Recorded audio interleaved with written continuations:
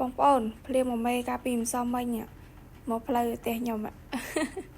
គួរឲ្យចង់សើចហើយម៉ូតូចូលអកាទេបងអូនម៉ូតូស្គូពីអីសុំមើលអីម៉ូតូអូតូឯងចូលអត់ចំណែកម៉ូតូខ្ញុំឈប់នៅ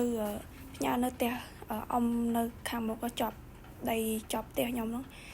ព្រៃចូលមកវាអកាតអញ្ចឹងហើយដើរក្នុងដប់ក្នុងព្រៃអីទៅចេះដើរទៅធ្វើការហ្នឹងបងអូនខ្ញុំចូលធ្វើការម៉ោង8ម៉ោង7ខ្ញុំម៉ោង7ជាងអីខ្ញុំដើរទៅអី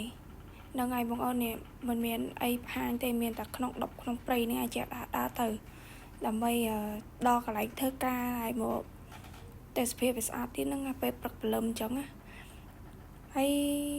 បងអូននៅជីវិតយើងអ្នកធ្វើការស៊ីប្រាក់ខែគេតែប៉ុណ្្នឹងឯងទោះតែផ្លូវលំបាកឬមួយក៏ភ្លៀងយ៉ាងណាក៏ដោយពេលអើភ្លៀងពេលអីចឹងទៅធ្វើម៉េចឲ្យតែបានដល់កន្លែងធ្វើការហើយវីដេអូនេះដែរខ្ញុំអត់មាននិយាយពីអីទេនិយាយពីតែសកម្មភាពដែលខ្ញុំបានចេញទៅធ្វើការហើយមិនភ្លៀងមិនអីចឹងណាបងអូន